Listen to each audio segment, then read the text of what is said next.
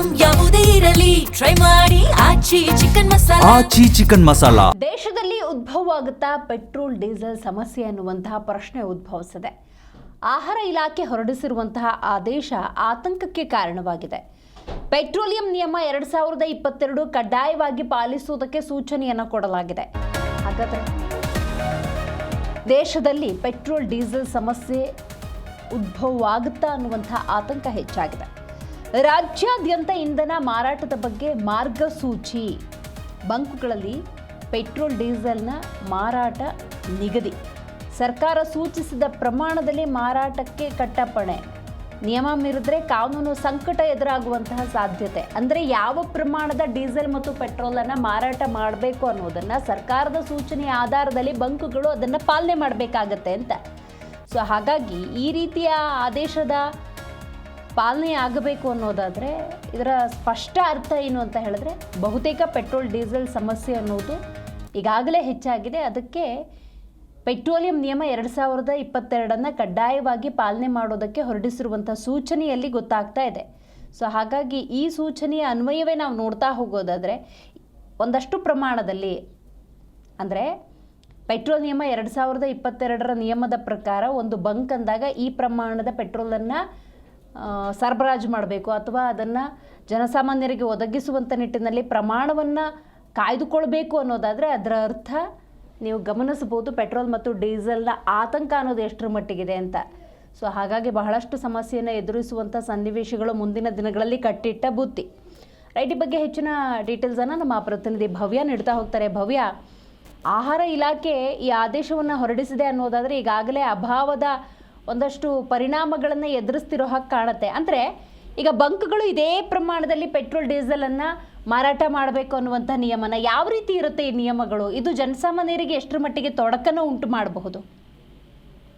ಎಸ್ಟಿಗೆ petroleum ನಿಯಮ 2022 ಕಟ್ಟುನಿಟ್ಟಾಗಿ ಪಾಲಿಸಲು ಸೂಚನೆ ಕೊಟ್ಟಿರುವಂತದ್ದು. ರಾಜ್ಯಾದ್ಯಂತ ಇಂಧನ ಮಾರಾಟಕ್ಕೆ ಸಂಬಂಧಿಸಿದಂತೆ ಹೊಸ ಮಾರ್ಗಸೂಚಿಯನ್ನು ಕೂಡ ಪ್ರಕಟ ಮಾಡಿದೆ. ಅಂದ್ರೆ ಬಂಕ್ಗಳಲ್ಲಿ ಪೆಟ್ರೋಲ್ ಆಗಿರ್ಬೋದು, ಡೀಸೆಲ್ ಆಗಿರ್ಬೋದು, ನಿಗದಿ ಮಾಡಿದ ರಾಜ್ಯ ಸರ್ಕಾರ ಸೂಚಿಸಿದ ಪ್ರಮಾಣದಲ್ಲಿ ಮಾತ್ರ ಮಾರಾಟ ಮಾಡುವಂತೆ ಕಟ್ಟಪ್ಪಣೆ ಈಗಾಗಲೇ ಆದೇಶದಲ್ಲಿ ಇರುವಂತದ್ದು. ಯಾಕಂದ್ರೆ ನಾವು ಕೆಲವೊಂದು ಕಡೆಗಳಲ್ಲಿ ನೋಡ್ತಾ ಇರ್ಬೋದು, ಅಂದ್ರೆ ಕೆಲವೊಂದು ಬಂಕ್ಗಳಲ್ಲಿ ಅವರೇ ನಿಗದಿ ಮಾಡಿರುವಂತಹ ದರದಲ್ಲಿ ಮಾರಾಟ ಮಾಡುವಂತದ್ದು, ಅಥವಾ ಪೆಟ್ರೋಲ್ ಪ್ರಮಾಣ ಕಡಿಮೆ ಕೊಟ್ಟು ದುಡ್ಡು ಮಾತ್ರ ಜಾಸ್ತಿ ತೆಗೆದುಕೊಳ್ಳುವಂತದ್ದು. ಎಲ್ಲೋ ಒಂದು ಕಡೆ ಬಿಕ್ಕಟ್ಟಿನ ಪರಿಸ್ಥಿತಿ ಹೆಚ್ಚಾಗ್ತಿದೆ ಅಂತಾನೆ ಹೇಳ್ಬೋದು. ಯಾಕಂದ್ರೆ ಈಗಾಗಲೇ ಪ್ರಧಾನಿ ಮೋದಿ ಕೊಟ್ಟಿರುವಂತಹ ಕೆಲವೊಂದು ಸೂಚನೆಗಳನ್ನ ನೋಡುವಾಗ ಎಲ್ಲೋ ಒಂದು ಕಡೆ ನಮ್ಗೆ ಬಿಕ್ಕಟ್ಟಿನ ಪರಿಸ್ಥಿತಿ ಹೆಚ್ಚಾಗ್ತಿದ್ಯಾ ಅನ್ನೋ ಪ್ರಶ್ನೆ ಕೂಡ ಇಲ್ಲಿ ಉದ್ಭವ ಆಗುತ್ತೆ. ಸೊ ಕಡ್ಡಾಯವಾಗಿ ರಾಜ್ಯದ ಎಲ್ಲಾ ಬಂಕ್ಗಳು ಹೊಸ ಮಾರ್ಗಸೂಚಿ ಪಾಲಿಸಲು ಸೂಚನೆ ಕೊಡಲಾಗಿದೆ. ಚಿಲ್ಲರೆ ಮಾರಾಟ ಮಾಡುವ ಬಂಕ್ಗಳಿಗೆ ಈ ನಿಯಮ ಅನ್ವಯ ಆಗುತ್ತೆ ಅಂತ ಈಗಾಗಲೇ ಈ ವರದಿಯಲ್ಲಿ ಇರುವಂತದ್ದು. ಅಂದ್ರೆ ನಿಯಮ ಮೀರಿದ್ರೆ ಕಾನೂನಿನ ಒಂದು ಕುಣಿಕೆ ಏನಿದೆ ಅದನ್ನ ಕೂಡ ಎದುರಿಸಬೇಕಾಗುತ್ತೆ.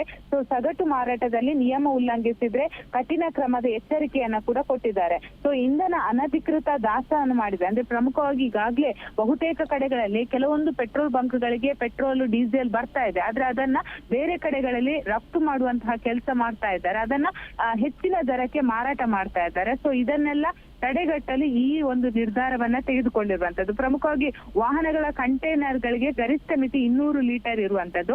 ಪೆಟ್ರೋಲ್ ಡೀಸೆಲ್ ಬಾಟಲಿ ಕ್ಯಾನ್ಗಳಿಗೆ ಯಾವುದೇ ರೀತಿಯಾಗಿ ಹಾಕುವಂತಿಲ್ಲ. ಅಂದ್ರೆ ಕೆಲವರು ಹೆಚ್ಚಾಗಿ ಕ್ಯಾನ್ಗಳಲ್ಲಿ ಆಗಿರ್ಬೋದು, ಬಾಟಲ್ಗಳಲ್ಲಿ ತೆಗೆದುಕೊಂಡು ಹೋಗಿ ಹೊರಗಡೆ ಹೆಚ್ಚಿನ ರೀತಿ ಮಾರಾಟ ಮಾಡ್ತಾರೆ. ಯಾಕಂದ್ರೆ ಈಗ ಗ್ಯಾಸ್ ಕೂಡ ಅದೇ ರೀತಿ ಆಗಿರುವಂತದ್ದು. ಗ್ಯಾಸ್ ನ ಬೆಲೆ 1000 ಇದ್ರೆ ಅದನ್ನು 2000, 3000, 5000ಕ್ಕೆ ಕೂಡ ಕಾಲಸಂತೆಯಲ್ಲಿ ಹೋಟೆಲ್ ಮಾಲೀಕರಿಗೆ ಮಾರಾಟ ಮಾಡ್ತಾ ಇದ್ರು. ಸೊ ಅದೇ ರೀತಿ ಆಗುವ ಸಾಧ್ಯತೆ ಇರುವ ಕಾರಣಕ್ಕಾಗಿ ಯಾರು ಕೂಡ ಪೆಟ್ರೋಲ್ ಡೀಸೆಲ್ ಅನ್ನ ಬಾಟಲಿ ಆಗಿರ್ಬೋದು, ಕ್ಯಾನ್ಗಳಲ್ಲಿ ತೆಗೆದುಕೊಂಡು ಹೋಗುವಂತಿಲ್ಲ.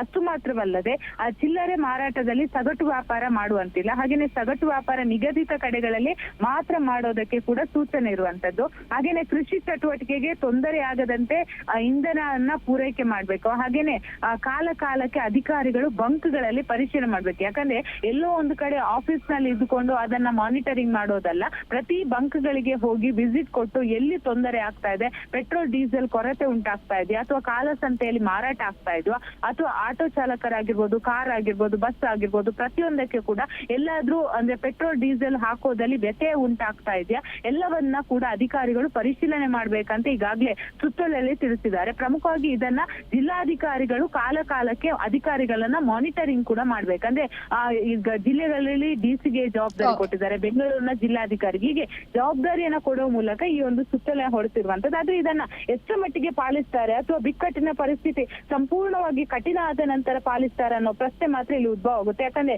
ಈ ಹಿಂದೆ ನಾವು ಗ್ಯಾಸ್ ನ ಸಮಸ್ಯೆ ಆದಾಗ ಕೂಡ ಸ್ಟಾರ್ಟಿಂಗ್ ಸಮಸ್ಯೆ ಇದ್ದಾಗ ಯಾರು ಕೂಡ ಅದ್ರ ಬಗ್ಗೆ ಅಷ್ಟು ಗಮನ ಹರಿಸಿಲ್ಲ.